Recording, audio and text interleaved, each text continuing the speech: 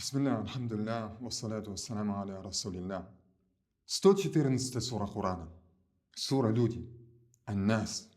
Аллах Всевышний говорит в этой суре: «Во имя Аллаха милостивого милосердного, скажи, прибегаю к защите Господа людей, Царя людей, Бога людей, от зла искусителя, отступающего при поминании Аллаха, который наущает в груди людей и бывает из джиннов и людей». В этой суре Аллах Субхану ва Тааля повелел мусульманам прибегать к защите Аллаха, который является их Господом. Он их Творец, Он дает им пропитание, Он управляет их делами, Царя людей. То есть все творения не принадлежат Аллаху Субхану ва Тааля и Бога всех людей.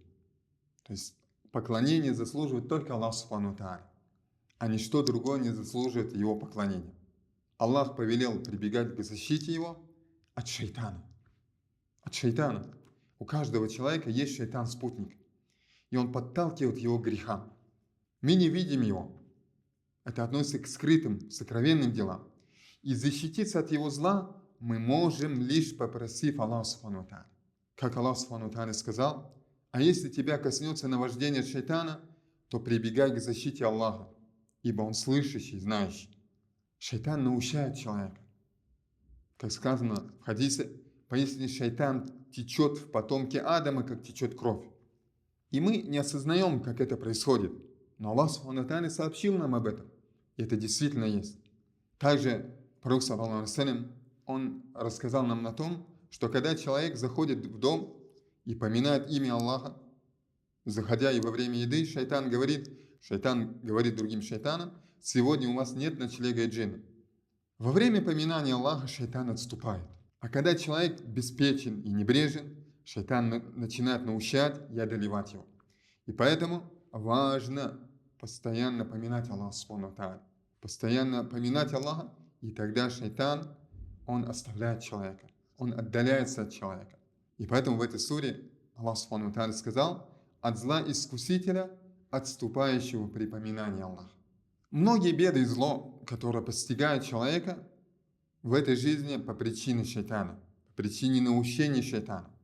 Из его дел распространение вражды и ненависти среди мусульман. То есть зачастую причиной этого становится наущение шайтана. Также приукрашивание и побуждение к совершению грехов. Шайтан побуждает человека к совершению грехов. Также сомнения, которые одолевают человека, устрашение врагами Аллаха, страх перед врагами. Все это зачастую бывает от наущения шайтана. И о важности просить у Аллаха о защите от шайтана говорит то, что Аллах Субхану ва Тааля в этой суре упомянул три своих качества. Прибегая к защите Господу людей. Во-первых, Господу людей. Во-вторых, Царя людей, Бога людей от зла искусителя. То есть в этой суре мы упоминаем три качества Аллаха Субхану ва Тааля, чтобы Он защитил нас от зла шайтана. А в суре «Рассвет» мы упомянули одно качество Аллаха – Господа рассвета, и упомянули от трех вещей. Именно от зла мрака, от зла колдуний и зла завистника. И это говорит об опасности и вреда, исходящего от шайтана. И то, что вред и зло идет в основном от шайтана. Именно от шайтана, и поэтому Аллах Субхану ва Тааля нам велел упоминать три его качества, чтобы он защитил от зла шайтана. И поэтому мы должны уделить внимание чтению этих сур. Чтением сура, рассвет и люди. И тогда Аллах Субхану ва Тааля защитит нас от внешнего зла и от внутреннего зла.